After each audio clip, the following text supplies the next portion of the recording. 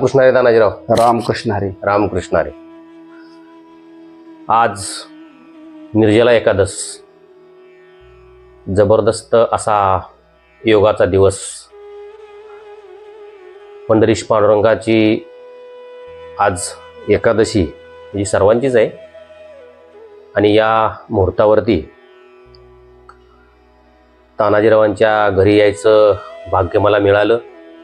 बरेच दिवस झालं तानाजीरावांनी हे सुंदरसं छोटंसं आपलं घराची वास्तू निर्माण केली होती. बरेच दिवस झाले येईन म्हणत होतो, पण योग लागतोच येता याला.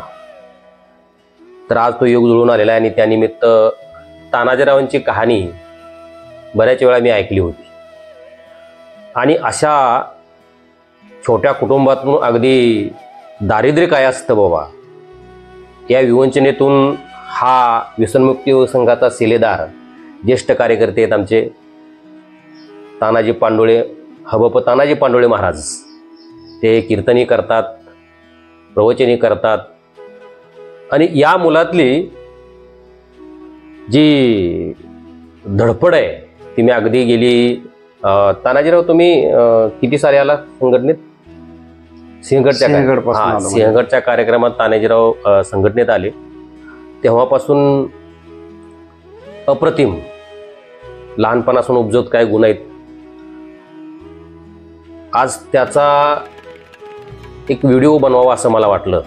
प्रथमतः मी बऱ्याचशा व्हिडिओमध्ये पाठीमाग तयारी केली आहे, काही कार्यकर्त्यांचे वगैरे, पण मी बोललो नाही. पण आज सुरुवात करतानाच मी सांगतोय की आपण खास सामाजिक कार्यासाठी आणि प्रबोधनासाठी विशेष करून, आपल्याला कुठलंही आपलं यात स्वार्थ नाही की काहीतरी आपल्याला वैयक्तिक मिळावं असं, सामाजिक कार्य आणि लोकांपर्यंत चांगल्या काहीतरी गोष्टी पोचाव्या म्हणून मी हा खाटोटोप चालू केलेला आहे.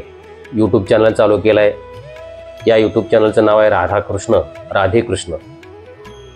आणि हा चॅनल काय सबस्क्राईब केल्यानंतर किंवा ती बेल ऐकल्यानंतर दाबल्यानंतर तुमच्यापर्यंत व्हिडिओ पोचला जातो असं काय तर आहे. ते करत चला. त्यामुळे काय होईल की हा तुम्हाला चांगल्यापैकीची माहिती किंवा खरी माहिती भेटेल आणि तुम्हाला एक ऊर्जा, बाबा व्हिडिओ बघितल्यानंतर की काय बाबा लोक काय करतायत, आपण काय जागतिक लेवलची माहिती काय, बाबा खरं काय खोटं काय याच्या माहिती मिळाली जातील. तर ते करत चला. मी आज तानाजीरावांना विनंती करणार आहे की तुमचं जे जीवन आहे, अगदी तुम्हाला कळतंय असंच, ते थोडंसं लय लांबवून आपल्याला 1 तासाचा व्हिडिओ करायचा, आपल्याला काय जास्त नाही. पण थोडक्यात काय आहे, तानाजीराव एकदा बोलायला लागले का त्यांना काय म्हणजे भान राहत नाही की बाबा ते अगदी त्यांच्या नादात असतात. त्यामुळं थोडंसं आपल्याला म्हणजे कसं शॉर्टमध्ये व्हिडिओ करायचा, लय मोठा व्हिडिओ काही करता येत नसतो आपल्याला. 1 तासाच्याचा व्हिडिओ करायचा आपल्याला. तर माझी अशी एक विनंती आहे की बाबा लहानपण थोडंसं कसं आपलं दारिद्र्यात गेलं आणि तुम्ही त्यातून काही प्रसंग आहे, लहानपणीचे 2-3 प्रसंग सांगा आणि रात्री जो तुम्ही मला प्रसंग बोललाय तो पण मला सांगा. मी तर अगदी थक्क झालो. त्यांनी पहिल्यांदाच मला तो रात्रीचा प्रसंग सांगितला त्यांच्या भावाच्या दुखण्याचा. तो तर अगदी विदारक आहे, तोही सांगा. आणि पाठीमागे ते तुळजीचं प्रकरण होतं तो पण मला जरा म्हणजे लय भावलेला व्हिडिओ आहे तो. कारण या मुलातली किंवा ह्या माझ्या कार्यकर्त्यामधली, आम्ही व्यसनमुक्त योग संघाचे कार्यकर्ते आहोत. योगमित्र बंडातात्या कराडकरांनी 2000 साली स्थापन केलेली व्यसनमुक्त योग संघटना आहे आणि ह्यात एक हिरे असे घडतायत की बोलायचं काम नाही. आता 25वं वर्ष चालू आहे रौप्य महोत्सवी. आणि त्यानिमित्त मला एक सुचलेलं आहे की बाबा बऱ्याचशा कार्यकर्ते आमच्या महाराष्ट्रातल्या अशा मुलाखती घ्यायच्या आणि समाजापर्यंत पोहोचवायचे की बाबा योगमित्र बंडातात्या कराडकरांचा परिस्पर्श झाल्यानंतर किंवा या संघटनेचा परिस्पर्श झाल्यानंतर ही बरीचशी आम्हाला आतापर्यंत असे महात्मे भेटले की बाबा त्यामुळे युवक काय घडू शकतो आणि आपण काय करू शकतो. हा मला एक खाटोप चाललाय. मी तानाजीरावला विनंती करतो की आपण आपल्या जीवनातील अशा घटना मांडायला सुरुवात करावी. रामकृष्ण हरी. रामकृष्ण हरी. माझ्या वैयक्तिक जीवनाकडे जरा थोडंसं एक दृष्टिकोन टाकला पाठीमागच्या, तर बालपण अतिशय दारिद्र्य अवस्थेमध्ये गेलं. म्हणजे दिवसभर काम केलं तरच संध्याकाळी खायला मिळालं अशी परिस्थिती होती. पावसाळ्यामध्ये घर 10-12 ठिकाणी गाळायचं, वडील वेचणे असायचे आणि घरामध्ये सगळी 100% लोक मांसाहारी होती आणि जवळजवळ घरातनं 8 दिवसामध्ये 5-6 दिवस तर मांसाहार फिक्स असायचाच. त्याच्यामध्ये सुकट बोंबील तर घरामध्ये आठवड्याचा स्टॉकच करून ठेवलेला असायचा. त्याच्यामुळं त्याच्यातून निघणं फार कठीण काम होतं. आणि वडील व्यसनी, आम्ही 4 भाऊ, 2 भावाची लग्न झाली, ती पण व्यसनाच्या अधीन लागली. त्याच्यानंतर 3रा माझा नंबर, माझ्यापेक्षा एक लहान, आम्ही पण व्यसनाच्या नादी लागायला लागलो. अशी बिकट परिस्थिती निर्माण झाली व्यसनाधीन तर घरामध्ये.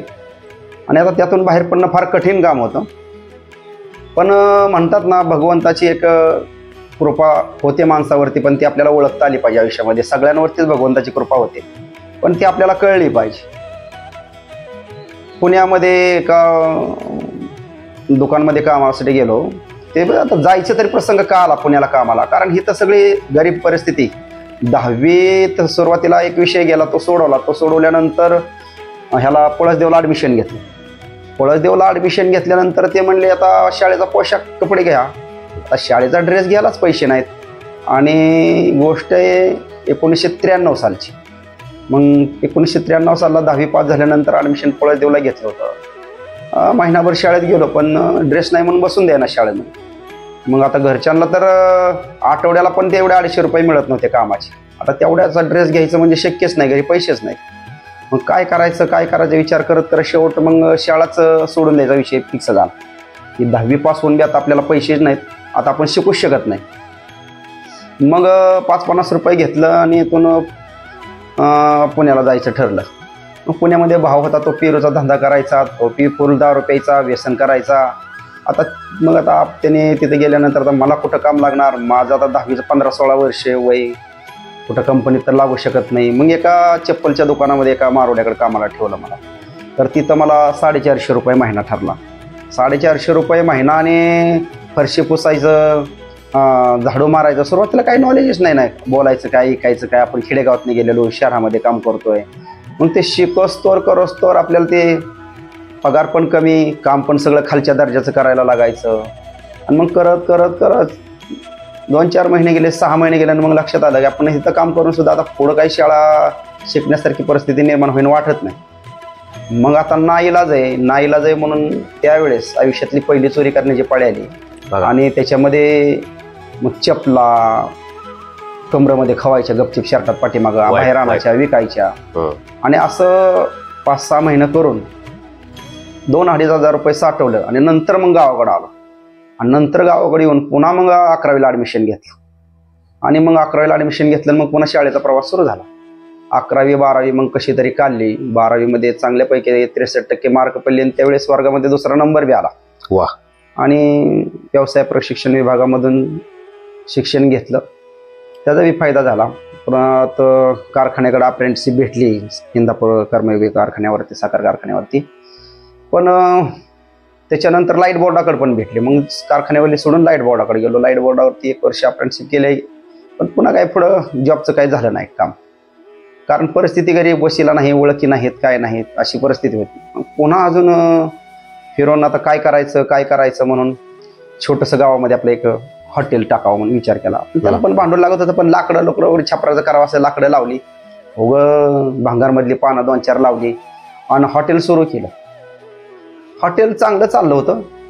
पण त्यावेळेस व्यसनमुक्ती काय असते असलं काहीच नॉलेजच नव्हतं. सगळं त्याच्यामध्ये गोवा, गुटखा, सिगारेट, बिड्या सगळं विकायला ठेवलेलं. आणि मग त्यावेळेस गलांडवाडीचे 5-6 कार्यकर्ते, 3 मोटरसायकलवर 2-2 कार्यकर्ते, 6 कार्यकर्ते वरकुडे गावामध्ये आले. आणि आम्ही चावडीवरती बसलो होतो. तेवढ्यात ते आल्यानंतर त्यांनी सगळ्या पोरांना बोलवलं. आम्ही बी गेलो. काय बाबा काय सांगतात म्हणून. मग त्यांनी सांगितलं की बाबा असं सिंहगडवरती एक व्यसनमुक्तीचं शिबिर आहे, तुम्ही येता का? म्हणलं ठीक आहे येतो, कारण आयुष्यात कधी असं बाहेरल्या एखाद्या सार्वजनिक कार्यक्रमाला जायचा कधी योगच आला नव्हता. गडावरती कधी फिरायचा योगच आला नव्हता परिस्थिती या कारणाने. म्हणलं ठीक आहे येतो. मग रवींद्र देवकर पटेल त्यांचं पण हॉटेल होतं, तो मित्रच होता माझा. दोघांचे 2च हॉटेल होते गावात. मग दोघांना ठरवलं आम्ही आपण जायचं म्हणून. आणि सर्वप्रथम मग ह्या नीलकंठ कदम, आमचे प्रताप कदम, विठ्ठल सिंगटे, ही जे लोक आमच्याकडे आली होती, अजून त्यांच्यावर लाला कचरे, मेनाथ फलफले अशी 5-6 जण होती. यांच्या माध्यमातून मग त्यांच्याबरोबरती सिंहगडावरती पहिल्यांदा जाण्याचा प्रसंग आला. तिथं फार सुंदर असा कार्यक्रम होता. मग ते म्हणले तुम्हाला आता बंडा तात्यांना पाहायचंय का? आता बंडा तात्यांना आम्ही आयुष्यात कधी पाहिलं नाही ना ऐकलं बी नव्हतं. म्हणलं ठीक आहे चला बघू तरी तात्या कसे येतो. गेलो तर त्या किल्ल्यांवरती आम्ही पोहोचल्यानंतर पिशव्या वगैरे ठेवल्यानंतर गेलो तर सगळं श्रमदान चाललं होतं. त्या श्रमदानामध्ये टाके साफ करण्याचं काम चाललं होतं. जे जुनी पाण्याचे टाके किल्ल्यावरती असायचे ते टाके साफ करायचे. आणि स्वतः ज्यांना बंडा तात्या म्हणून म्हणतात ते तात्या त्या टाक्यामध्ये त्यांच्या डोक्यावरती ती गाळाने भरलेली पाटी, तात्यांच्या अंगावरती गाळ साठला. अरे मी म्हणलं जेव्हा महात्म्याने एवढा मोठा कार्यक्रमाचं नियोजन केलं, मी म्हणलं ते कुठंतरी आत गादेव बसलेले असतील, रूम मध्ये बसलेले असतील, फॅन मध्ये खाली बसले असतील, पण ते स्वतः ज्यांच्या अंगावर गाळ. मग तिथून कळलं की समाजसेवा काय असते आणि ते कसं झोकून दिलं जातं, मग महापुरुषाची लक्षणं काय असतात. आणि मग स्वतः मी तात्यांच्या डोक्यावरली पाती घेतली, द्यायला लागलो. मग आम्ही श्रमदान केलं. श्रमदान झाल्यानंतर मग त्या ठिकाणी अतिशय चांगली चांगली व्याख्यानं होती. त्यावेळेस बाबासाहेब पुरंदरे आले होते. बाबासाहेब पुरंदरे नाही, आपले शेलार मामा आले होते. गोरा खैरनार आले होते. पुन्हा आपले राजूभाई दीक्षित होते. असे लोक चारित्र्य संपन्न जी आयुष्यात कधीच भेटली नसती जर मला व्यसनमुक्ती भेटली नसती. अशा लोकांचं आयुष्यात पहिल्यांदा हृदयस्पर्शी आणि परिवर्तनशील असं व्याख्यान ऐकायला मिळालं. खूप परिवर्तन झालं. मग 8 दिवसाचा कार्यक्रम 4-5 दिवस झाल्यावरती कार्यकर्ते गलांडवाडीचे निलकंठ कदम म्हणले चला तुम्हाला तात्यांशी ओळख करून देत. अरे म्हणलं तात्यांशी ओळख करून देत आणि काय म्हणून देणार, माझी काय ओळख आहे. एक बाबा हातानाजी पांडुळे हा आलाय म्हणे, हे कसं किती बी पोर आहेत कोण म्हणतात त्याच्या लक्षात ठेवणार. त्यांना म्हणलं नका नेऊ. म्हणलं माझी ओळख मी करून देईन पण माझ्या कार्याने करून देईन, माझ्या नावाने नाही. मग ठीक आहे म्हणलं. मग 8 दिवस तिथं झाल्यानंतर पूर्ण एनर्जी, तिथलं ज्ञान संपादन केलेलं, व्यसनमुक्ती हे सगळ्या गोष्टी काळजात घुसल्या, मनात बसल्या आणि आता आचरणातच आणायच्या. मग गावात आल्यानंतर आता काय करायचं, व्यसनमुक्ती करायची म्हणजे काय करायचं, कशा पद्धतीने ते काम करायचं, प्रश्न निर्माण झाला. मग आता 2 जण होतो आम्ही, रवींद्र देवकर आणि आम्ही. दोघाच्या हॉटेलमधला दुसऱ्या दिवशी आल्यानंतर सगळा गोवा गुटखा तंबाखू बिडी सिगारेट घेऊन आम्ही चावडीवरती गेलो. आता 15-20 वर्षापूर्वीचा काळ म्हणजे त्यावेळेस चावडीवरती माणसं असायची, गावाला गाव पण होतं, माणसं बसलेली असायची. माणसाकडे मोबाईल टीव्हीचं प्रमाण त्यावेळेस कमी होतं, आताच्या सारखं नव्हतं. आणि गेल्यानंतर ती आम्ही चावडीवरती होळी केली. त्या होळीमध्ये हे सगळं टाकलं. लोक बघतात येड्यासारखे, म्हणले अरे काय करते ते, का करते ते. आम्ही कोणाला काय बोललो नाही, काय नाही, ते सगळं कार्यक्रम केला. आता ते होळी झाली, व्यसनं जाळून टाकली, पण आता गावात व्यसनं कशी जाळायची, आता काय करायचं. पण मग ठरवलं, ग्रामपंचायतीचा ठराव घ्यायचा की गावामध्ये पूर्ण व्यसन बंद झालं पाहिजे, कोणी दारू विकली नाही पाहिजे, कुठल्या दुकानात बिडी सिगारेट गोवा गुटखा तंबाखूजन्य अन्य पदार्थ कुठला नाही, गांजा नाही, काय नाही. आणि चालतंय. सरपंचाकडे गेलो. त्यावेळेस विजय शिंदे सरपंच होते. त्यांना ही संकल्पना सांगली, बाबा आम्ही असं व्यसनमुक्तीचं काम करतोय, आपल्या गावामध्ये तरुण पिढी व्यसनामध्ये बरबाद होत चालली आहे, ती थांबवण्यासाठी गावातलं हे सगळ्या दुकानातली व्यसन आपल्याला बंद करायचे आहेत, तंबाखूजन्य पदार्थ गुटखा आहे. त्यांनी बी मान्यता दिली आणि त्यांनी म्हणले ठीक आहे उद्याच ठराव देतो. त्यांनी ठराव दिला. मग ते ठराव दिल्यानंतर आम्ही सगळ्यांना ग्रामपंचायतीतर्फे नोटीस दिल्या, स्वतः आम्ही जाऊन प्रत्येक दुकानदारावर की बाबा, आणि त्यांच्या सह्या घेतल्या की आम्ही स्वइच्छेने हे सगळे मादक पदार्थ आहेत, ते तंबाखूजन्य पदार्थ आहेत, मिसरी असेल काय असेल कुठलाही विकणार नाही, सिगरेट विकणार नाही, गुटखा विकणार नाही, तंबाखू विकणार नाही. आणि सगळ्या दुकानदारांनी खुशीने वगैरे सगळं लिहून दिलं आणि जोमात कार्य सुरू झालं. मला वाटतं हे कार्य आम्ही 1 महिनाभर गावामध्ये कटाक्षाने पाळलं आणि कुणीही विकलं नाही. पण म्हणतात ना, चांगल्या कामाला नजर लागते आणि चांगली कामं करणं खरंच ते काही इतकं सोपं नसतं. हे बोलणं जेवढं सोपं आहे तेवढं सोपं नसतं. आणि मग तिथं काही गावगोंडांबरोबर ते आमचा काही संघर्ष झाला. ती म्हणली कशी काय मिळत नाही तंबाखू, कशी काय मिळत नाही सिगरेट, कोण आम्हाला विकाय अडवते, असं तसं करून त्यांच्यावरती फार मोठा संघर्ष झाला. त्या संघर्षामध्ये आम्ही थोडीशी माघार घेतली. पण आम्ही 1 महिनाभर जी व्यसनमुक्ती गावामध्ये केली, 1 महिन्यामध्ये एकाही दुकानामध्ये कधीच मिळलं नाही. आणि मला थोडासा म्हणजे अभिमान वाटेल सांगायला, 1 महिना का होईना पण गुरुवर येतात त्यांच्या मार्गदर्शनाखाली या व्यसनमुक्ती योग संघटनेमध्ये एक गाव असं आहे की त्या गावामध्ये बाबा पूर्णपणे बिडी तंबाखू सिगरेट गोवा गुटखा सगळं बंद होतं. असं अन्य कुठल्या गावामध्ये घडलंय असं माझ्या तरी ऐकण्यामध्ये आलं नाही.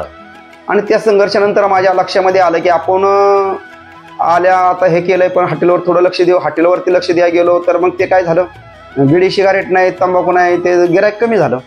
आणि ह्याचा फायदा घेऊन विरोध पार्टीने पुढे दुसरं हॉटेल टाकलं आणि त्याच्याकडे सगळं मिळायला लागलं. चहा मिळायला लागला, तंबाखू मिळायला लागले, बिडी गोवा गुटखा सिगारेट. आपल्याकडे काय फक्त वडा भजे बेळ खायचेच पदार्थ, त्यामुळे आपल्या धंद्यावर परिणाम झाला. पण मी म्हणलं हॉटेल बंद झालं तर चालेल, पण गड्या मी पुन्हा ते पदार्थ काही विकणार नाही. आणि मग म्हणलं आता काय होईल ते होईल. आणि मग मी पुन्हा परत पुण्याला कामाला गेलो. पुन्हा मी चप्पलच्या दुकानामध्ये काम स्वीकारलं आणि तिथं काम केलं. आणि पुन्हा काही दिवसांनी मग 1 वर्षभर काम केल्यानंतर पुन्हा परत आल्यानंतर मग संघटनेनं मला काही केलं, मला वाटतं आपल्या धर्मवीर गडावरती कार्यक्रमाला तिथे गेलो.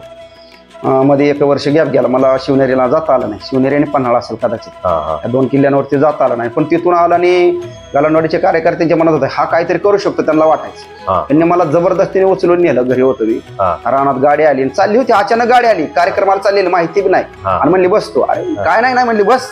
बरंच माझी पिशवी भरली, टाकलं गाडीत आणि मला घेऊनच गेले. आणि तिथे गेल्यानंतर डायरेक्ट मला त्यांनी इंदापूर तालुका अध्यक्षपद दिला व्यसनमुक्त. मग थोडीशी जबाबदारी पण वाढली. आणि मग तिथून पुढे मग मी तात्यांना सोडलंच नाही. तिथून माझे तात्यांची म्हणजे जे युवक मित्र म्हणतात, जी मैत्री जी झाली, मग तात्यांवरच फिरायचं. घरी यायचं नावच नाही.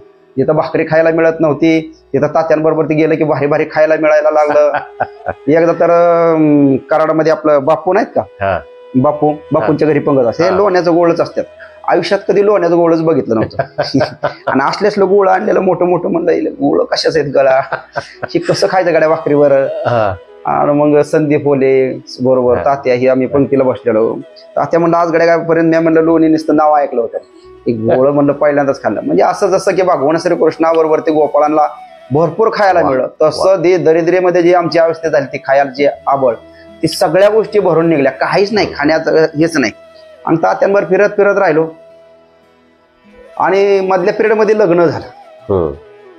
म्हणजे लग्न झाल्यावरती लग्न अतिशय म्हणजे गरीब परिस्थिती झाली. त्याचं कारण असं झालं, 2004ला वडील वारले. मग 4ला वडील वारल्यावरती वर्षात लग्न करायचं असं एक थोडीशी प्रथा आहे. म्हणून त्या वर्षात 2005ला मे मध्ये लग्न झालं, 10 मेला. आणि 15 मेला 16 वगैरे झाला. घरीच होतो. 16 म्हणजे 2-4 दिवसांनी 16 झाल्यानंतर मग त्या आपल्या पत्न्या वगैरे गेल्या दोघा भावाच्या. आणि घरी कोण राहिलं, आमची आई आणि भाऊ आणि आम्ही 3घच राहिलो. आणि रानातली वस्ती, एकटीच वस्ती, जवळ वस्ती नाही. आणि रात्रीचं काय झालं, दरवाजा उघडा राहिला कसा का चोराने तो उघडला ते काही कळलंच नाही. रात्रीच्या 1-1:30 वाजता अचानक चोर असे घरामध्ये दरवाजामध्ये 5-6 जण अशी उभा केला. दरवाजा नीट आहे का बरं का, लक्ष लागू. त्यांनी असा दरवाजा उघडला आणि मी पालंगावरती समोर झोपलो. असे डोळे उघडले आणि बघितलं. त्यांच्याकडे लक्ष गेलं. त्यांनी भीती दाखवायचा प्रयत्न केला पण भीती माझ्या मनात नव्हतीच. कारण मी बघितलं की म्हणलं हे चोर आहे, त्यांना काय भीच आहे, हे चोरीच करणार, हे आपल्याला मारायला आलेच नाही, चोरी करायला आलेत. ते म्हणले शांत बसा. म्हणलं आम्हाला काय बसणारच आहे, म्हणलं तुला काही न्यायचंय तिने. मग त्यांना विरोध न केल्यामुळे ते बी शांत झाले आणि आम्ही शांत झालो. आमच्यामध्ये काही झटापटी वगैरे काहीच झालं. त्या चोरांनी घरामध्ये केलं चोरी करायला सुरुवात. हे उघड ते उघड. आता घरात आमच्या असणार आहे काय, गरिबीतून लग्न झालेलं आणि कोण गेलेलं काही घरात नव्हतं बी, त्याला मिठाशिवाय आणि लग्नातल्या अंगावल्या 2 ड्रेस शिवाय काही नव्हतं बी. किडोक मिडोक असं मिळून काय बी नेण्यासारखं नव्हतंच. तरी पण त्यांनी नवी कपडे म्हणा हे ते काय गुंडाळायला सुरुवात केली. मग डबे उचकायला सुरुवात केली. आता ते पारधी समाजाची लोक चोर, त्यांनी तेलाचे पुढे पण सोडले नाही. मग शेंगदाण्याचा पुडा काढला त्यातनं आणि त्याला रागा डब्यात काय घालून म्हणते पुडा त्यांनी माझ्या अंगावर टाकला. पुडा टाकल्या माझ्या समोर पडल्यावरती फुटल्यावरती मी म्हणलं आता करा तुम्ही चोरी, मी खातो शेंगदाणा. माझ्या घरात चोर चोरी करतात आणि आपलं शेंगदाणा खात होतो. एक मिनिट मला सांगण्यात आलं, तानाजीरावने मला प्रसंग पाठीमागे सांगितला होता. बघा तुम्ही घरात चोर आल्यानंतर किंवा मी जरी असतो तरी किती घाबरलो असतो. ही जी उपजत गुण आहे तानाजीरावांकडं, अफलातून आहे हाच गुण, म्हणजे धैर्यशीलपणा. आज चोर चोरी करतायत, घरात आज आई आहे, वडील आहेत, परंतु त्या चोरांना कुठलाही प्रतिकार न करता अगदी त्यांच्या प्रमाण क्रोधीनं न घाबरणं आणि आज चोराने शेंगदाण्या पोळा टाकला असताना निवांत खात बसणं, अहो सोपं आहे काय? बोला. वडील वारले होते त्यावेळेस आई आणि आमचा धाकटा भाऊ, आम्ही 3घच होतो ना. दोघांच्या पत्नी गेले, त्या पाहुणे सगळे निघून गेले. आणि मग काही नाही, चोरांनी जेवढं लुटता येईल तेवढं लुटलं आणि सगळं घेऊन निघून गेले. म्हणलं जाऊ द्या. आणि काय होतं त्यावेळेस लई नाही, 2,500-3 हजारापर्यंत कपडे वगैरे हे ते सगळं गेलं असेल. पण शांत बसलो, काही त्याच्यात काय लय विशेष टेन्शन घेतलं नाही. त्याच्यानंतर मात्र व्यसनमुक्तीचं काम सुरूच होतं. म्हणजे तात्यांवर फिरायचो. आणि सगळ्यात म्हणजे जास्त माझं म्हणजे वक्तृत्व ज्याला म्हणतात, ज्याची सुधारणा कुठं जर झाली असेल आणि त्याच्यामध्ये म्हणजे मी व्यसनमुक्तीला जे झोकून दिलं. आणि त्यावेळेस सचिन शिंदे महाराष्ट्राचे अध्यक्ष होते. आणि जे पहिलं आपण पालखी सोहळ्यामध्ये माऊलीच्या जे अभियान राबवलं व्यसनमुक्तीचं, त्या अभियानाच्या पहिल्या दिवसापासून म्हणजे पहिल्या सुरुवातीपासून जे सुरुवातीला आम्ही होतो आणि त्याच्यात पूर्ण झोकून दिलेलं असं, त्याच्यातला एक आनंदच वेगळा होता. ते मोठे आयशर टेम्पो ट्रक असायचे 2, त्याच्यामध्ये मोठे मोठे बॅनर असायचे, ते खड्डे घ्यायचे, तमासगिरासारखे रवत सुटायचे, घाण साफ करायचे आणि मग माईक घ्यायचा, माईकवरती बोलायचं, दिवसभर बोलायचं, वाटेल ते बोलायचं. मग त्याच्यामधून एक बोलण्याची अशी सवय झाली, प्रॅक्टिस झाली आणि त्याच्यामधून माझ्यातला एक चांगला वक्ता निर्माण व्हायला ती गोष्ट कारणीभूत ठरली. आणि या गोष्टीला मी साक्षी आहे. हा, मग त्याच्यामध्ये संपूर्ण झोकून दिलं. त्याच्यानंतर कराडला दर महिन्याला जायचो. तात्या त्यावेळेस कराडला जास्त असायचे, करवडीमध्ये, गोशाळेवर महिन्याला जायचो. मेन संदीप मोटरसायकलवरती, परिस्थिती नसली तरी तात्या त्याला पुरते पैसे येताना द्यायचे. तिकडून तेल टाकून आपलं कशी तरी मोटरसायकल ढकलत नेलं का तिथवर पोचायचो आणि 2 दिवस तिथं सेवा करायचो. असं 6 वर्ष तिथं पण सेवा दिली आणि त्याचं पण फळ. आणि मग शेवटी तात्या म्हणले, अरे तुझं लग्न झालंय आणि तू काहीच काम करत नाही, माझ्यावर इकडे बोंबलत फिरतो, तू काहीतरी व्यवसाय कर परत. तात्या म्हणलं, पहिलं हॉटेल होतं ते टाकलं बंद करून. म्हणलं आता काय ते आता परत तर म्हणलं आता आपल्या या नियमात काय हॉटेल बसत नाही आणि आता परत व्यवसाय करायचं म्हणलं तर मला काय दुसऱ्या धंद्यातलं काही जास्त नॉलेज नाही. तात्या म्हणलं काय करतो? म्हणलं आता परत हॉटेलच टाका वाटतंय. अरे म्हणलं मग टाक की, काय अडचण आहे त्याला? काहीच नाही अडचण. म्हणलं हाय माझी परवानगी, तो टाक. पण तात्या म्हणलं पैसे कुठे येतं? रुपये बी नाही की. मग पैसे नाही म्हणलं किती लागतील? म्हणलं लागतील की 5-50 हजार. म्हणलं देतो मी तुला पैसे 50 हजार रुपये टाक. आता तात्यांचं ते धाडस, म्हणजे ज्याला गावात कोणी 10 रुपये बी देत नाही, ज्याच्या अंगावरती एकच ड्रेस 6 महिना आहे आणि त्या माणसाला 50 हजार रुपये 15-20 वर्षापूर्वी देणं म्हणजे ती सोपी गोष्ट, धाडस नव्हतं. आणि समजा हा जर कार्यकर्ता बोलला, समजा ह्याचा धंदाच नाही चालला, लॉस मध्ये गेला, तर हे 50 हजार रुपये लॉस आहे. पण त्यांनी तेवढा विश्वास माझ्यावरती टाकला आणि येऊ नाही तर माघारी नाही येऊ, तुझं चांगलं झालं तर मला पैसे दे, परत आलं तर, नाहीतर बघ म्हणले तुझं आजमावून. आणि यालाच महात्मा म्हणतात. हा, आणि मग एक आपले बापू गालंड्याची टपरी इंदापूरमध्ये होती, ती 14 हजाराची टपरी विकत घेतली. ग्रामपंचायती गायरांची जागा होती ती आपली. आता ते तसं उन्हाळा असल्यामुळं जरा त्यावेळेस रगेलपणा पण होता, गावात कोणाची हिंमत झाली नाही अडवायची. आले सरपंच पण त्यांना काही मिळलो नाही, ते बिचार सगळे निघून गेले. मोरून टाकला, त्याच्यावरती टपरी ठेवली आणि तात्यांचं नाव घेऊन आपलं ती टपरी चालू केली. तर पहिल्याच दिवशी त्या टपरीचा 1400 रुपये धंदा त्यावेळेस झाला होता, 15 वर्षापूर्वी. वा वा. आणि चांगल्या पद्धतीने धंदा सुरू झाला. पण तिथून पुढे आयुष्यात कधीच बघितलं नाही. 1च वर्षामध्ये मी तात्यांना 50 हजार रुपये परत दिले. वा. आणि त्याच्यानंतर मग धंदा जो चालला, मग त्याच्यावरती तुम्ही तर बघतायच आज हे एवढं मोठं घर राहिलं. पुन्हा शेती आहे ती डेव्हलप केली, त्याच्यामध्ये जोडून एकरभर खरेदी झाली आणि मग सगळ्या आर्थिक अडचणी दूरच झाल्या. तात्यांचा आशीर्वाद, इमानदारी, कष्ट. माझ्या एक गोष्ट लक्षामध्ये आली, जर आपल्याला तात्या भेटले नसते, व्यसनमुक्ती योग संघटना भेटली नसती, गलांडवाडीचे कार्यकर्ते आपल्याकडे आले नसते, तर आपण आयुष्यामध्ये कधीच सुधारलो नसतो. जसे आपले वडिलांची परंपरा व्यसनामध्ये गेली, त्याच पद्धतीने आपण व्यसनामध्ये गेलो असतो. आपलं फार वाटोळ झालं असतं आणि आपली परिस्थिती जर एवढं मोठं तर आपण आज कधी झालोच नसतो. हे सगळं श्रेय तात्यांना जातं. कारण आज समाजामध्ये अनेक महाराज लोक आहेत, अनेक पुढारी आहेत, पण ही महाराज लोक शिष्यालाच पैसे मागतात, शिष्यालाच लुटतात, त्याच्याकडूनच मदत घेतात. पण आपल्या शिष्याला दान धर्म करून त्याला मोठं करणं, त्याला स्वतःच्या पाय उभा करणारा मला वाटत नाही या भारत देशामध्ये दुसरा एखादा संत तात्यांसारखा कोणी नाही.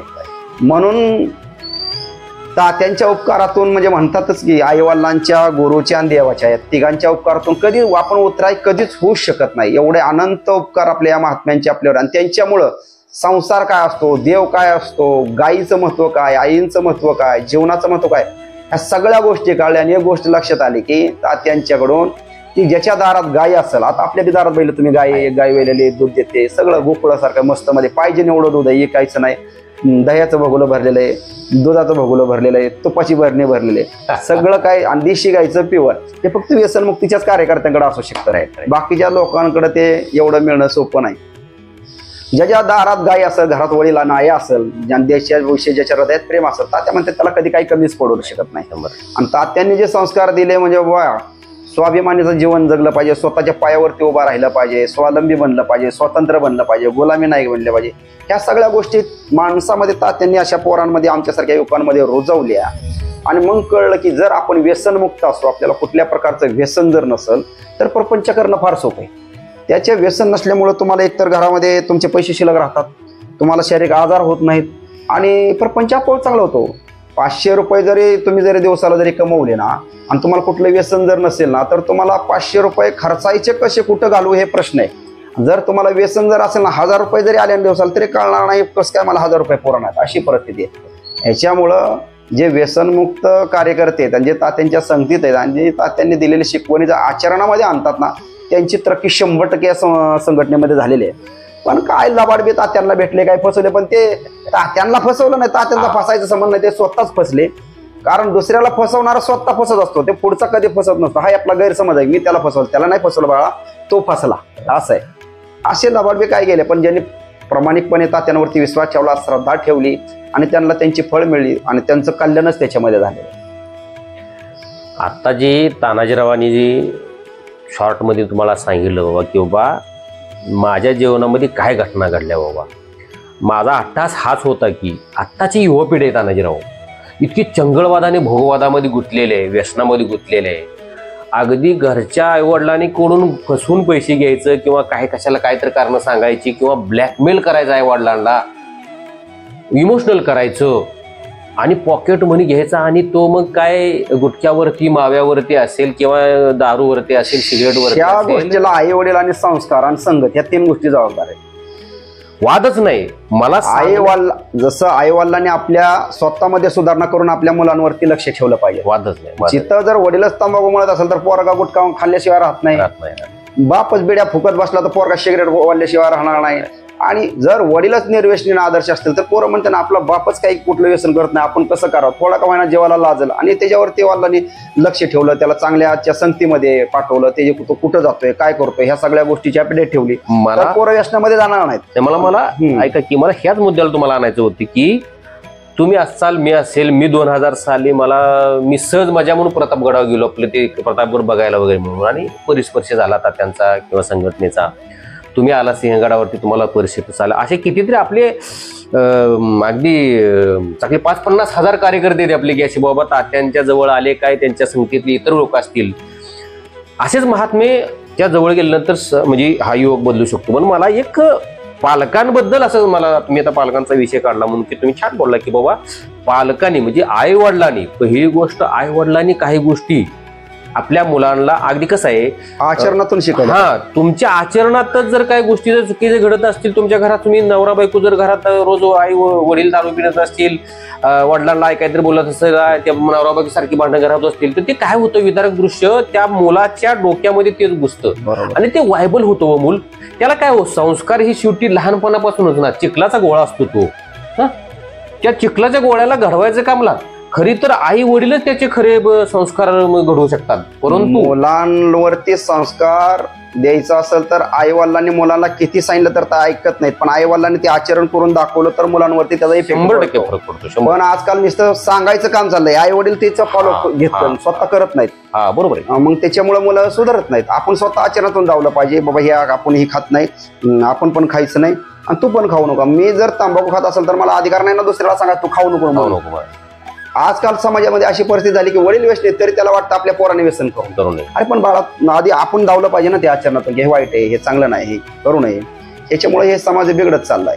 हीच मला सांगायचं की आम्हाला जसा परिस्पर्श झाला तसं तुम्ही व्यसनमुक्त युवक संघामध्ये जे काही शिबिर असतात बाबा, काय जिल्हास्तरीय असतात, तालुकास्तरीय असतात, महाराष्ट्र लेवलला असतात, गडावरती मोठे काय अडचण हो, मी तर एवढा प्रयत्न करतो त्या लोकांसाठी किंवा या मुलांसाठी आई वडिलाकडे जायचं, समजून सांगायचं, चला म्हणायचं, तिने सांगायचं माझ्या लग्न आहे, ह्या वायन त्या वायन, काय विदारक. बर, ही तुमचीच मुलं बिघडतायत आणि तुमची मुलं नीट करण्यासाठी आम्ही प्रयत्न करतोय, तरी सुद्धा तुम्ही प्रतिसाद देत नाही. हे एक विदारक दृश्य अलीकडले खतरनाक होऊन बसलेलं आहे. काय झालं, हे आई वडिलांना इतके बिझी झालेत की त्यांना वाटतं की आपल्या मुलांचा संसार आपणच उभा करायचा. रात्रंदिवस त्यांच्यासाठी ते कष्ट करत पळतात. त्याच्यामुळं मुलांच्या असणाऱ्या वैयक्तिक जीवनावरती किंवा जे संस्कार असतात त्याच्यावरती लक्ष त्यांचं कमी आहे. पण मुलासाठी बाबा घरच बांधून ठेवलं पाहिजे, मुलांसाठी बाबा चांगले शेतीच घेऊन ठेवली पाहिजे, मुलांसाठी पैसेच कमवून ठेवले पाहिजेत. अरे पण मुलाला चांगले संस्कार दिले, चांगली वळण लावली तर हे कमवण्याची गरज नाही, पोरगा ते कमविल ना. आणि तो जर हे जर कमवून ठेवलं आणि ते जर व्यसनी निघाला तर हे सगळं घालविल ना. मग हे कळलं पाहिजे की पोरांना काय दिलं पाहिजे. पोरांना तुमच्या धनदौलत संपत्तीपेक्षा चांगल्या संस्काराची गरज आहे. हा बेस लक्ष देणं बेस लोकांच्या लक्षामध्ये येत नाही आणि आई वडील मग शेवटी पस्तावतात आणि मुलं व्यसनाधीन निघतात. ह्यांना पण समजत नाही, स्वतःचा पण संसार नीट करत नाहीत, मग कुठेतरी रोगाच्या बळी पडतात, कुठेतरी अपघाताच्या बळी पडतात. मग आता जे मी जवळजवळ 70 कवितेचं पुस्तक लिहिलंय की त्याच्यात ती कविता आहेच की आपल्याला एक म्हणायची कविता त्यातली एक शेवटी म्हणायला लावणार आहे. त्याच्यात अनेक कविता आहेत ना ते. त्यातली किंवा त्या कवितेमध्ये कसं बाबा परिस्थिती खराब होऊन जाते अलग लक्षामध्ये. मी आजचा व्हिडिओ करण्याचा हा पाठीमागचा हाच उद्देश आहे की आमच्या बाबा की तानाजीरावांची परिस्थिती काय होती त्याचे बरेचसे. आणि आता सध्या सुद्धा कितीतरी लोकांच्या जीवनामध्ये अशी घटना आहे की ती मुलं आहेत किंवा ती पालक आहेत की त्यांना वाटतंय की आमची मुलं सुधारावती, परंतु त्यांनी थोडंसं धाडस केलं बाबा हे जा बाबा हे तात्यांचा कार्यक्रम आहे किंवा संघटनेची मुलं येत आहेत बाबा हे तानाजीराव चाललेत बाबा त्यांच्या संघ जा, आपण त्यांच्या घरी जाऊन सुद्धा पाठवते. ठीक आहे आता इथून पुढे ते सुधारतील ते करतील प्रयत्न. तर मला एक तुम्हाला हे सांगायचं होतं की तुम्ही अजून एक प्रसंग मला आठवलाय म्हणजे रात्री बोललेला तो प्रसंग सांगावा की तो विदारक दृश्य आहे तुमच्या जीवनातलं की बाबा म्हणजे बंधुप्रेम काय असतं बाबा. हा बंधुप्रेम काय असतं हे या मुलाकडून शिकलं पाहिजे किंवा तानाजी माझ्या तानाजीकडून शिकलं पाहिजे. मी जो 2 वर्षाचा मध्ये गॅप घेतला होता म्हणजे संघटनेला सुरुवातीला म्हणजे समजा सिंहगडावरती आलो आणि त्याच्यानंतर शिवनेरी पन्हाळ्यावरती येऊ शकलो नाही.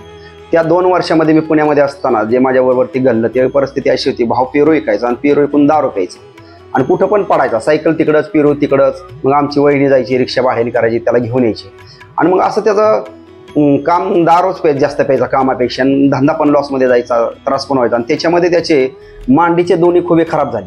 खुबे म्हणजे ते बॉल जे खराब झाले ते त्याला चालता येईना, दोन्ही पायाने चालता येईना, दोन्ही खराब झाले. मग घरात पडून राहिला. मग आता करायचं काय, जगायचं कसं, परिस्थिती फार गंभीर झाली. मग त्याला पुण्याहून घरी आणून टाकला. तो रात्रंदिवस येवळायचा. मग दवाखान्यामध्ये त्याची चेकअप वगैरे केली तर ससूनला वगैरे पण चेकअप केली होती, पण तिथं त्यांनी सांगितलं ही तर ऑपरेशन आमच्याकडे होऊ शकत नाही, ते सांधे खरेदी करावे लागतात, मोठे ऑपरेशन असतात. आणि ही गोष्ट जवळजवळ 2009 सालची. त्यावेळेस डॉक्टरने त्याचा 3.5 लाख रुपये खर्च सांगितला. आता आम्हाला 3.5 लाख कशाला म्हणतात हेच माहित नाही. आम्ही हजाराच्या पुढं कधी त्या रक्कमा बघितल्याच नव्हत्या. अशा परिस्थितीमध्ये हे 3.5 लाख रुपये म्हणजे कल्पनेच्या बाहेरचाच होता.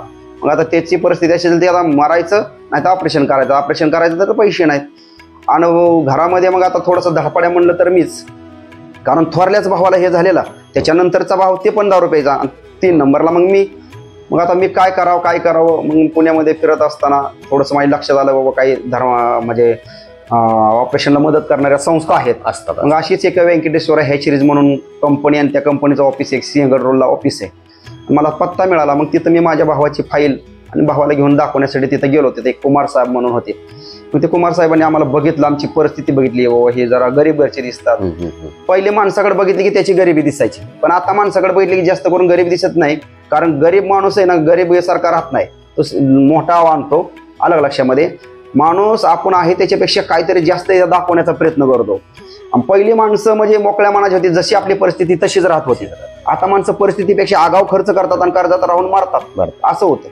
मग त्यांनी आमच्याकडे बघितले, त्याला कळले अतिशय गरीब दिसतात, कुठेतरी झोपडपट्टीवाजा लोक दिसतात. मग त्यांनी आम्हाला घेतलं, बसवलं. पण ते ऑफिस एकदम टॉप मधलं, काचचं टेबल वगैरे, खुर्च्या, एसीच्या रूम वगैरे तरी. आणि त्या माणसानं आदर सत्कार इतका केला की आमच्या आयुष्यामध्ये एवढा आदर सत्कार मला वाटत नाही कुठं एवढ्या म्हणजे गरीब माणसाचा इतक्या मोठ्या माणसाने केला.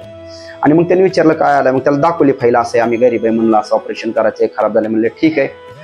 तो आम्हाला जेवण वगैरे दिलं, आम्ही जेवलो. आणि मग नंतर ते म्हणले ठीक आहे, तो 5-6 फोन नंबर दिले त्यांनी लँडलाईनचे. आणि म्हणले तुम्ही मला ह्याच्यावरती आठवड्याला फोन करत राहा, काम झालं की मी तुला सांगेन. मग परत भावाला घेऊन आलो, घरी ठेवलं. मग त्यांना मी दर महिन्याला आठवड्याला जसं फोन सांगतील तसे फोन करायचो. मग 6 महिने झाल्यानंतर साहेबांना झालं तरी पण ते काही ऑपरेशनचे होईच म्हणत नव्हते. 6व्या महिन्यामध्ये तर मी म्हणजे 5 महिने पूर्ण झाले, 6व्या महिन्यात नुसतं कामच नुसतंच फोन करायचे त्यांना, दुसरं कामच नाही. कारण ऑपरेशन झाल्याशिवाय घरामध्ये शांती नाही, सुख नाही, समाधान नाही. आईवडील रोज जातात, कोणाच्या तर बांधायला जातात, वडील गवंडी काम वगैरे करायचे, कोणाच्या पवळी रच दगड रच, आई त्यांच्या हाताखाली जायची, मी बी कधी कधी जायचो. हे भावाचं असं हे पैसे घरातच पुरत नाही, त्याला करायचं काय. मग त्याला रात्रंदिवस फोन करून त्या साहेबाला सारखा पिशा करून, तरी साहेब म्हणले मला, ते कुमार साहेब म्हणले बाळा आता तुझं काय ऑपरेशन होऊ शकत नाही, तुझी ती फाईल पण मला सापडत नाही, तुम्ही दुसरीकडे कुठेतरी प्रयत्न करा. फोन ठेवून देवला.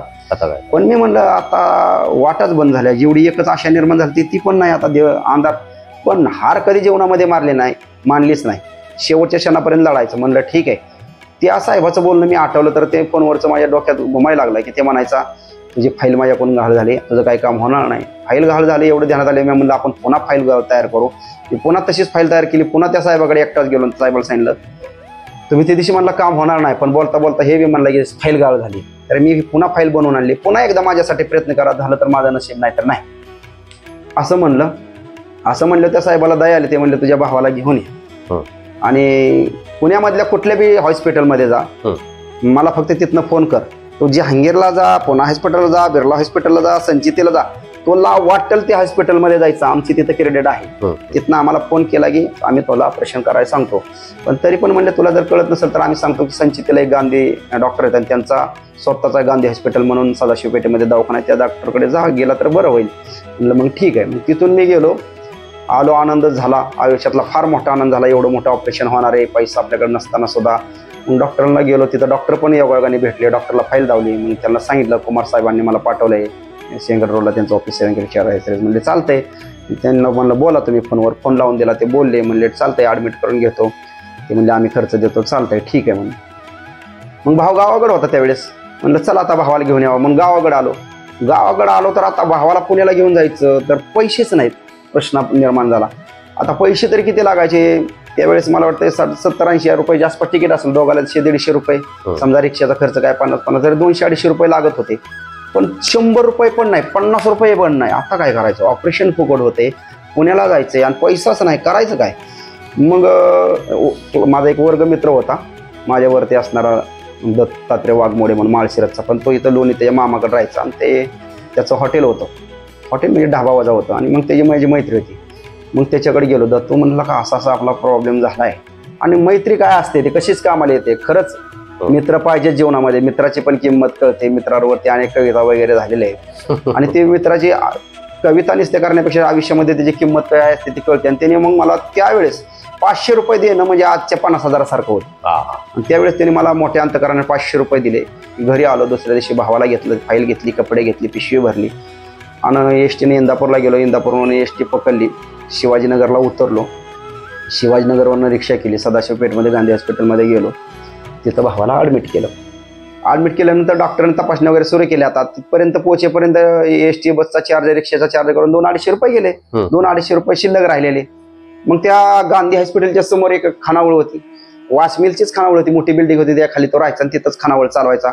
दवाखान्यातली लोक जाऊन डबा तिथून आणायचे. 40 रुपयाला डबा मिळायचा. मग मी पण स्वतः तिथं जायचो रोज 40 रुपयाचा डबा घेऊन यायचो, भावाला द्यायचो.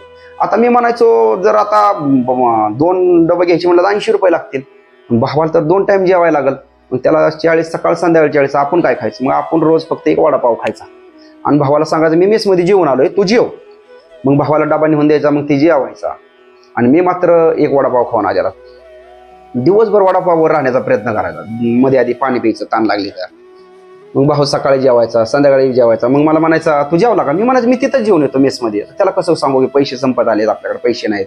200-250 रुपयाचा काय 2-4 दिवस कसे तरी मी त्याला पैसे ते पुरवले.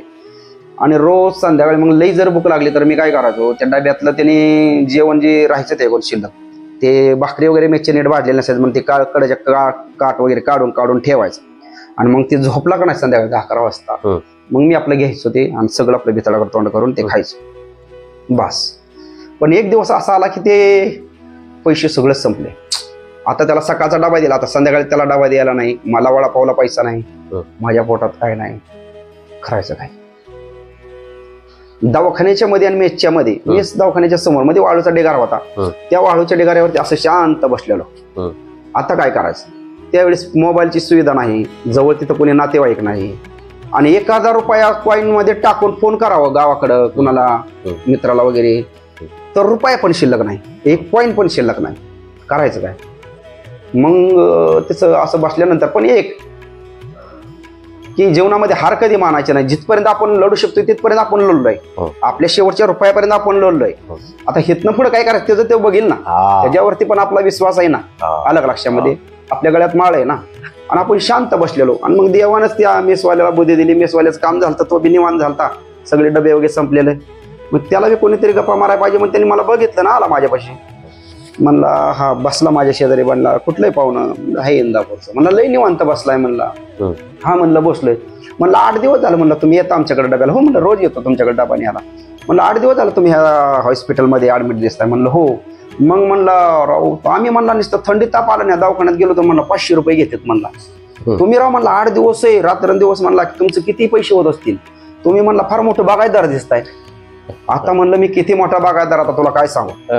मग मी त्याला पहिल्यापासून जशी स्टोरी आता तुम्हाला सांगितली तशी सगळी स्टोरी सांगितली की मी इथपर्यंत कसा आलोय आणि आज माझी काय कंडिशन आहे. मग शेवटी आता ते देवानेच त्याला बुद्धी देऊन माझ्यापाशी पाठवलेलं. मग त्याने मला हाताला धरलं, मेसमध्ये नेलं, जेवायला घातलं, भावाला डबा भरून दिला. म्हणला हिथून पुढं तू जोपर्यंत दवाखान्यात आहे तोपर्यंत रोज डबा माझ्याकडून न्यायचा, पण पैसे तुझ्याकडे आलं तर दे आणि येत्यान तवा दे, पण पैशाचं काही टेन्शन घेऊ नकोस. मग एक जेवणाचा प्रॉब्लेम सॉल्व्ह झाला आणि मग त्या माणसानं भरपूर सहकार्य केलं. दवाखान्यात यायचं, आम्ही इकडे तिकडे गेलो तरी. आणि मग मी बी म्हणलं आता आपण ह्याला काय देऊ शकतोय, आपण ह्याला काय देऊ शकत नाही. मग मी त्या मेसमध्ये काम करायला सुरुवात केली. आपण ह्याच्यातून आता सध्या पैसे नाही, पुढं कधी देऊ शकेल गॅरंटी नाही. मग त्याची भाजी आणणं, त्याची भांडी धुणं, त्याला चिरून देणं, स्वयंपाकाला मदत करणं, सगळी कामं त्याची करायला लागलो. मग त्याला बी आनंद व्हायचा. मी काम करायचं, मग ती कधी कधी डबा घेऊन जायचा भावाला, भावाची पण सेवा करायचा. मग आमची दोस्ती चांगली झाली. अशा पद्धतीने भावाचं ऑपरेशन झालं आणि मग झाले ते दोन्ही ऑपरेशन झाले. आज स्वतःच्या पाया उभा राहिला. आणि ज्या वेळेस माझं तात्यांनी मला पैसे दिले, मी हॉटेल वगैरे टाकलं, बारकी टपरी. त्याचं थोडंसं त्याला सुरुवातीला एक कामाला घेतलं. त्याला किराणा दुकानाचा अनुभव होता, त्याने किराणा दुकानात काम केलं होतं. आणि त्याला सुद्धा ते किराणा दुकानात जायचा 5-6 हजार रुपये पगार. मी म्हणलं तुला मी 5-6 हजार पगार देतो माझ्या टपरीमध्ये. मी त्याला 5-6 हजार पगार देऊन दुकान टपरी बसवला. मी पुन्हा तात्यांबरोबर फिरायला सुरुवात केली. मग तात्यांबरोबर पुन्हा फिरायला सुरुवात केल्यावरती ह्यानी पाठीमाग मी आता व्यसनमुक्तीच काम करायचं आणि चोरून गोवा काही खायचं आता काय. मग बदनामी व्हायला लागली. मी म्हणलं नाही जमणार, तुझी स्पेशल टपरी टाक आणि तुला काही कायचे माझ्यात जमणार नाही. आम्ही राहायला तर व्हायलाच होतो, पण मी त्याला पगार देत होतो. त्याला मी त्याची स्पेशल टपरी टाकायला लावली. पण हळूहळू परत त्यांनी बी माळ घातली, त्यांनी व्यसन सगळे सोडून दिली आणि त्यांनी त्या टपरीचं रूपांतर त्याचं किराणा दुकानात झालं. आणि आज त्यांनी तुम्ही बघता इथं समोर जवळजवळ 40 लाख रुपयाची इमारत उभा केली. तो बी व्यसनमुक्त झाला, गळ्यामध्ये माळ घातली आणि सगळं त्याचा पण प्रपंच चांगला झाला, माझा पण झाला.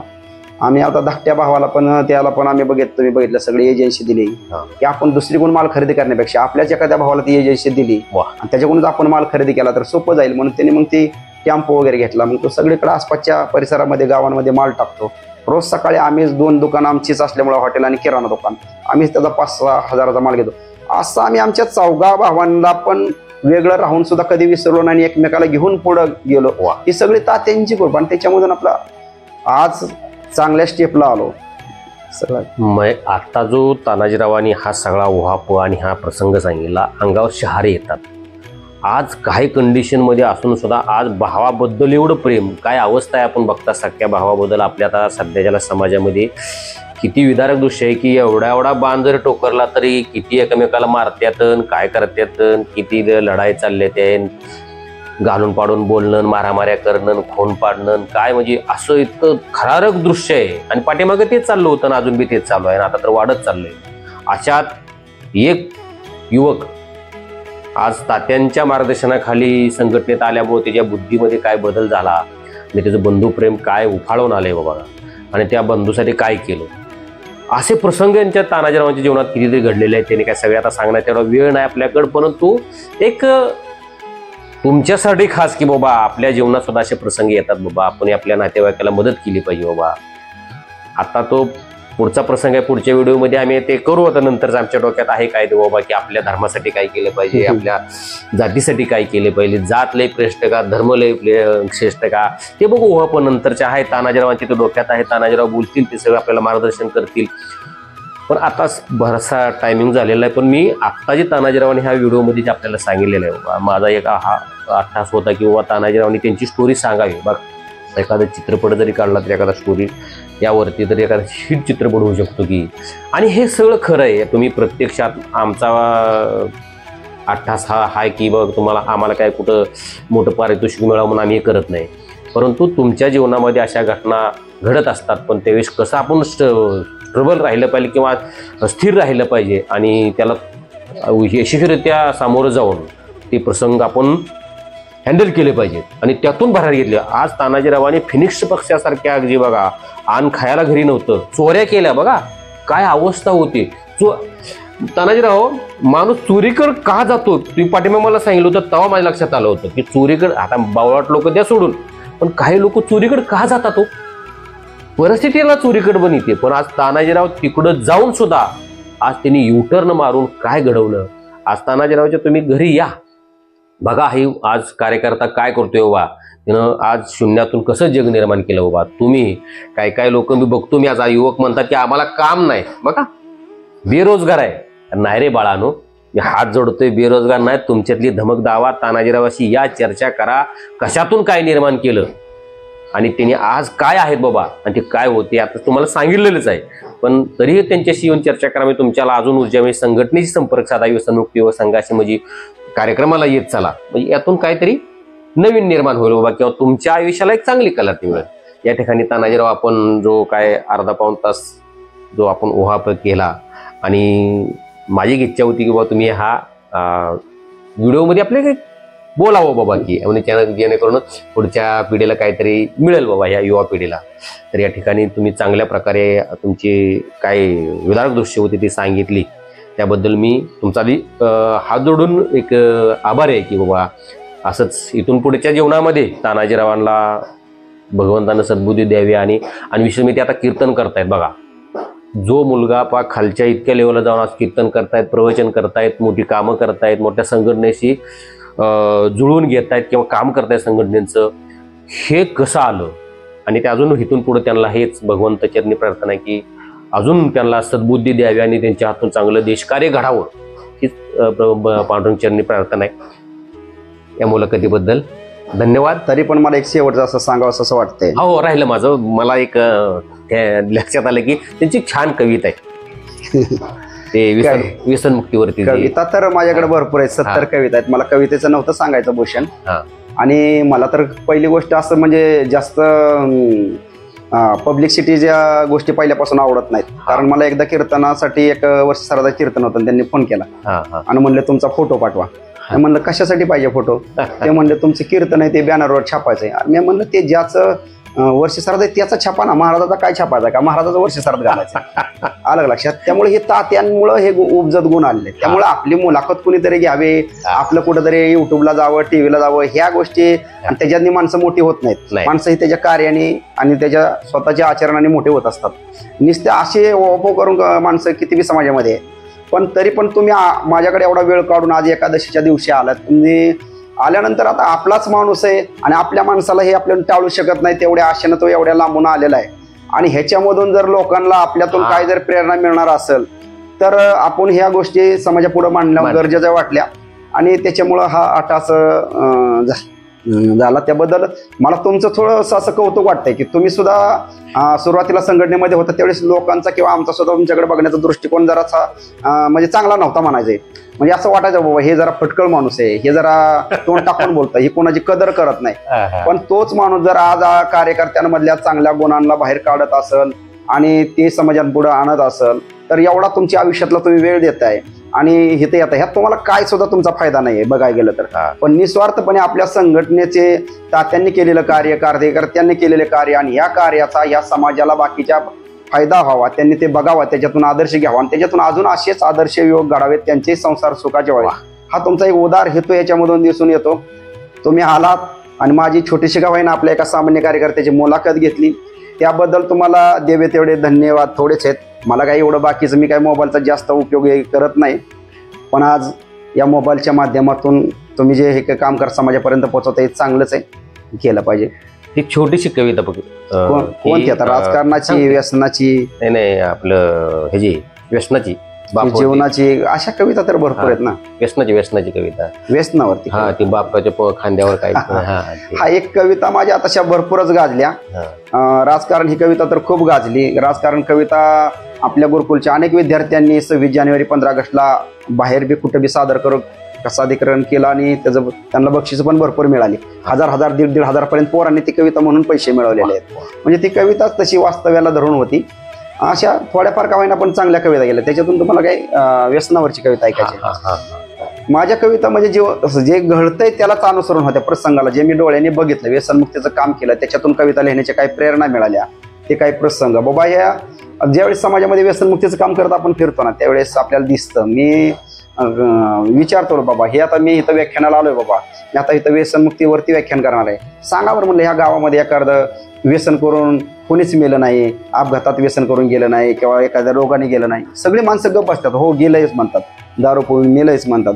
अजून मला एक बी अशी वाडी वस्ती भेटली नाही की बाबा हे तर आमच्यातलं कोणीच व्यसन करून मेलं नाही. त्याच्यामुळे ही व्यसनाची फार वाईट परिस्थिती आहे.